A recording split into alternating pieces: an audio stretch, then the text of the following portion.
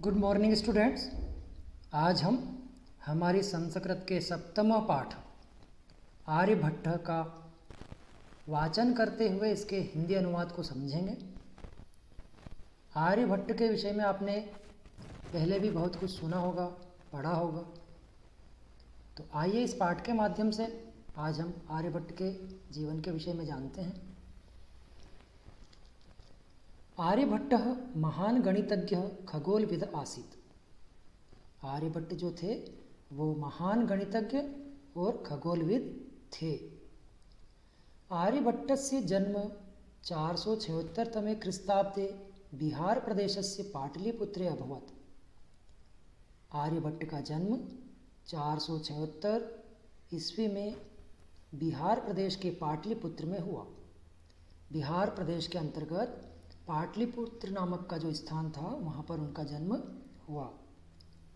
तदानीं पाटलिपुत्रस्य नाम कुसुमपुरम आसीत्। उस समय जो पाटलिपुत्र का नाम था वह था कुसुमपुरम।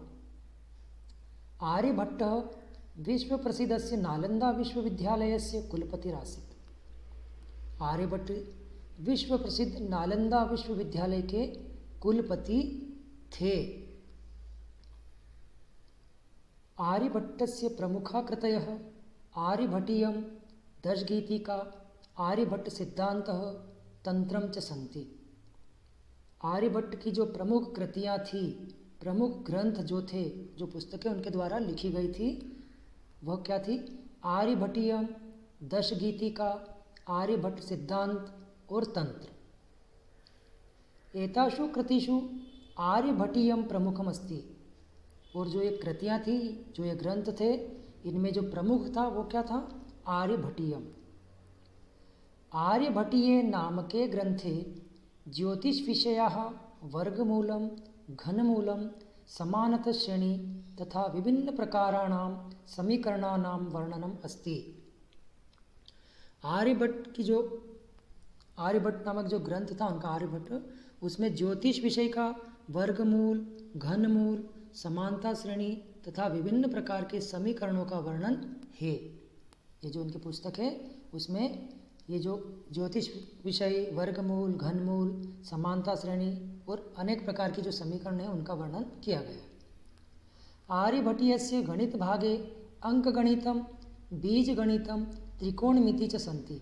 और आर्यभट्ट का जो दूसरा खंड है, मतलब उसमें जो गणित का भाग है उसमें अंकगणित, बीजगणित, त्रिकोणमिति का वर्णन है या त्रिकोणमिति है। अस्मिन् एतद् भिन्नं कंटिन्यूड फ्रैक्शंस, द्विघात समीकरणम, क्वाड्रेटिक इक्वेशंस, घात श्रृंखलायाः योगः, सम्स ऑफ पावर सीरीज, ज्यानाम एका तालिका। उसमें क्या क्या दिया है? उसमें भिन्न, द्विघात समीकरण, घात श्रृंखला का योग, साइन की तालिका आदि भी है। आर्यभट्ट पाई इत्यस्य प्रमाणिकं मानं 3.1416 इति निरूपितवान्। आर्यभट्ट ने जो पाई का मान दिया है या पाई का मान जो निरूपित किया है वह क्या है?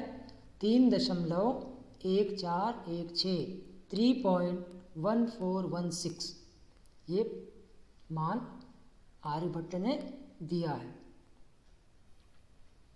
एतत् मानम आर्किमिडीज महोदयस्य अपेक्षाया अधिकम प्रमाणिकम अस्ति। जो मान आर्यभट्ट ने दिया है पाई का, वह आर्किमिडीज महोदय के द्वारा दिए गए मान से अधिक प्रमाणिक है। आर्यभट्ट इदम इत्थम अवर्णयत्। आर्यभट्ट ने इसका वर्णन किया है। क्या बताया आर्यभट्ट ने? देखेंगे। चतुराधिकम शतम अष्टगुणम त्वास्ति स्थिता सहस्राणाम अयुद्वयस्य विष्कंभकस्य आसन्नौ प्रतपरिणाः। आर्यभट्ट ने क्या बताया है? 100 में 4 जोड़े और 8 से गुणा करके फिर 62,000 जोड़े। इस विधि से 20,000 परिधि वाले वृत्त का व्यास ज्ञात किया जा सकता है। उन्होंने यहाँ पे ये इक्वेशंस भी बना के दिए। 100 + 4 × 8 + 62,000 / 20,000 = 3.1416। ये सॉल्यूशन भी करके दिया है उन्होंने। आर्यभट्ट त्रिभुजस्य क्षेत्रफलं वर्णयन् अकथयत्। आर्यभट्ट ने त्रिभुज के क्षेत्रफल का वर्णन करते हुए क्या कहा है? त्रिभुजस्य फल शरीरम समदलकोटि भुजार्ध संवर्गः अर्थात कस्यापि त्रिभुजस्य क्षेत्रफलं लंबेन सह भुजायाः अर्धस्य गुणनफलस्य परिणाम सम भवति इति। त्रिभुज के भुजाओं का योग उसके परिमाण के बराबर होता है, यह भी आर्यभट्ट ने बताया है। आर्यभट्ट एव एतदपि निरूपितवान् यत् पृथ्वी स्वाक्षे एव भ्रमति। आर्यभट्ट ने यह भी निरूपित किया है, यह सिद्धांत भी दिया है। इस सिद्धांत का प्रतिपादन क्या है कि पृथ्वी अपने अक्ष पर घूमती है। पृथ्वी स्वाक्षे भ्रमति, अपने अक्ष पर घूमती है पृथ्वी। इस सिद्धांत का प्रतिपादन भी किसने किया है? आर्यभट्ट ने किया है। पृथ्वी अन्ये ग्रहा च सूर्यस्य परिक्रमां कुर्वन्ति इत्यापि अनेनैव शापितम्। पृथ्वी जो है अन्य ग्रहों के साथ सूर्य की परिक्रमा करती है, यह भी किसने बताया? आर्यभट्ट ने बताया है। आर्यभट्टीयस्य गौलपादस्य नवमे श्लोके वर्णयन् आर्यभट्ट कथयति थी। आर्यभट्ट का जो गौलपाद है उसके नवे श्लोक में वर्णन किया गया है। क्या वर्णन किया है वह इस श्लोक में बताया गया है। अनुलोम गतिनौस्य पश्यच्चलम पिलोमगम यद्वत् अचलानि भानि तद्वत् संपश्चिमगानि लंकायाम्। इस अस्य भाव अस्ति यत्, इसका भाव भी दिया है पे, यथा नौकायां जना जलधारायाः प्रवाहेन अग्रे सरन्ति तथा च ते चिन्तयति यत् वृक्षाः पाषाणानि पर्वता आदय विपरीतं यान्ति तथैव गतिमानायां पृथ्व्याम् अस्मान् अपि नक्षत्राणि विपरीत दिशायां चलमानानि दृश्यते इति।